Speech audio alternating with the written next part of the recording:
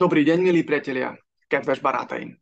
Verím, že sa mi v predchádzajúcich dvoch videách podarilo vysvetliť, ako som sa dostal ku kandidatúre do Národnej rady Slovenskej republiky a prečo som na kandidátke Aliancia Sovetčiek. V tomto poslednom videu tejto série vysvetlím, prečo, keď som Slovák, kandidujem na kandidátke maďarskej strany. Ako aj v predchádzajúcich videách, aj teraz si vyčlením priestor na odkaz pre mojich maďarských priateľov. Sok kedves barátom említette, hogy nem értik, hogyan jutottam ahhoz, hogy szlovák létemre, a szövetség listájára kerültem, és miért is. Hát, úgy döntöttem, még a történetem ezt a részét is elmagyarázom. Ha netán feltámadna valami kérdésük, szívesen válaszolok. Köszönöm.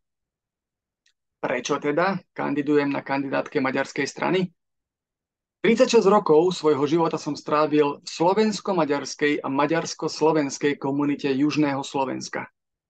Mám za sebou mnohé rozhovory, plné pochopenia a úcty, ako aj ignorancie a urážok.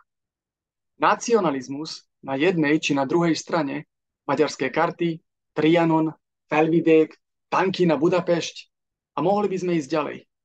Mne už z toho stačilo.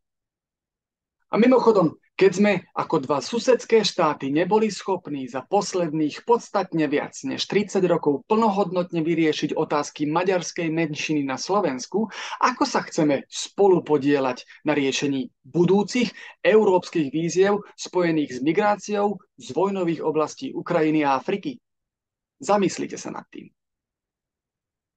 Ako som už spomínal v predchádzajúcich videách, môjim hlavným cieľom je rozvíjať úroveň vzdelávania v mojom regióne pre mojich krajanov bez ohľadu na ich národnosť, etnikum, kultúru, orientáciu alebo akéhokoľvek iného kritéria.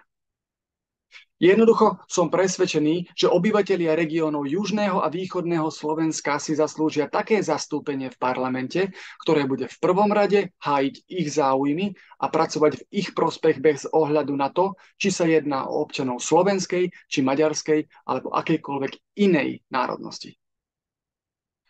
Ten posledný dôvod je osobnejšieho charakteru. Som vďačný, že ako Slovák môžem hrdo a s kľudným svedomím zastupovať všetkých obyvateľov Južného Slovenska vo farbách maďarskej strany.